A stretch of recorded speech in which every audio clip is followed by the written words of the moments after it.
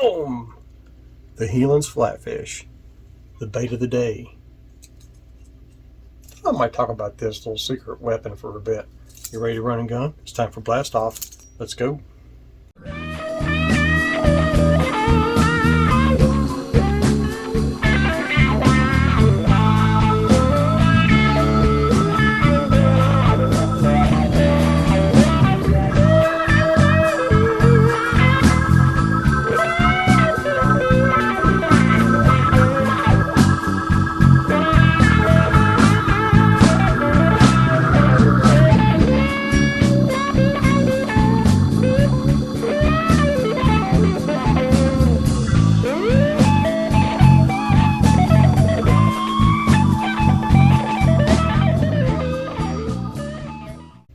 Hey guys, Todd here with you. Welcome back to Bassin 101. The Helin's Flatfish. Is it any good? Yeah. I mean, it's not the best crankbait's ever been made. No. Are they discontinued? Yep. But you can still find them on eBay. Personally, for me, the size I like the best is the T4. I don't know if you can see that or not. It's molded on there. But the T4 size, roughly, I think like 3.5 inches, something like that. I do upgrade it with black nickel hooks. These are either Gamakatsu's or Owner STs. I forgot which one. Don't want a short shank because this bait only runs like that deep. So I would prefer a little bit longer shank hook. You can even go to Eagle Claw 374s if you wanted to. Ain't gonna hurt nothing. It'll just give better reach, and you probably won't even, you might barely even be touching.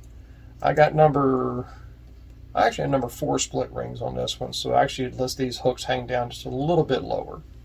So if you get a short nipper, then get a hold of them hooks. You can also fish these things with about a 2-foot leader or 3-foot leader on a 3-way swivel, and on the bottom of that swivel hold 1/4 ounce, 3/8, ½ ounce, something like that.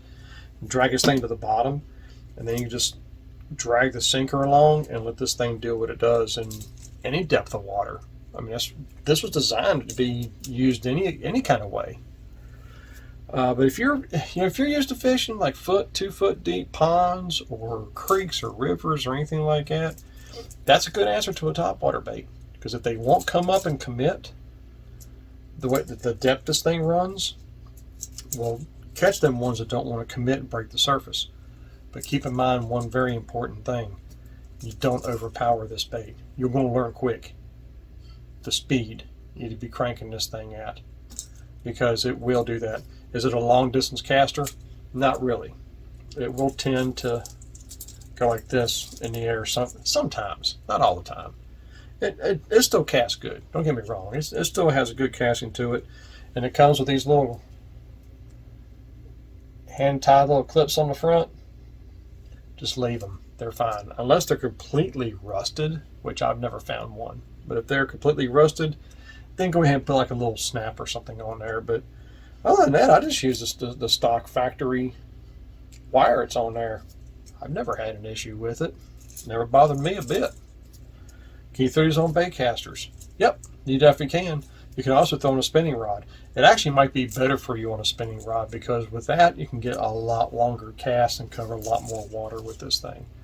But this is not a deep water bait unless you put it on the 3-way swivel or even Carolina rigging. You can throw that on a Carolina rig. Just don't overpower it. Trust me, you'll feel it as you're pulling it. This thing thumps.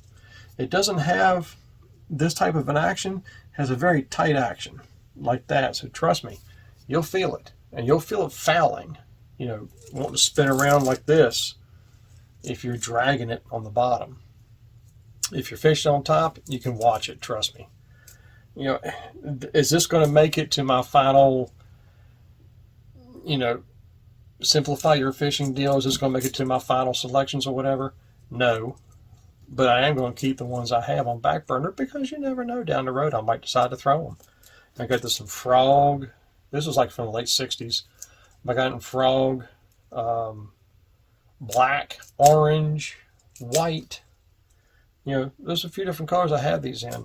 And you can, if you're pretty clever and you're good at molding with silicone molds, you can make some of these. Think about that for a minute. Because as far as I'm concerned, there's no weight in this. The whole entire ballast of the bait is the bottom hook. That's the whole ballast of it. That's what keeps it straight. And also probably what keeps it going the way it goes. If you was to put weights in this thing, it'd probably ruin the action of it. Because it is a finesse bait. That's exactly what it is. Now they make wooden ones from back in the 50s, the 40s and the 50s, and even early 60s were some wooden models, which I've got some of those. I like the plastic ones. They're more consistent, and the wooden ones are great, but they're old and they're cracking all over the place. The ones I've got were actually pretty good shape, and I've actually epoxy coated them and kind of sealed everything in, and they're still just fine. But the T4 and the plastic ones that came out in the late 60s to early 70s, actually late 70s even, that's a really good size. I like that size. That's all I got for that, fellas. I just wanted to kind of share that with you, a little blast from the past with the old Helin Flatfish. And look on eBay if you want to try some of these. It is a fun lure to fish. It's definitely different than anything you've ever thrown. I can promise you that. Tight lines to you, fellas.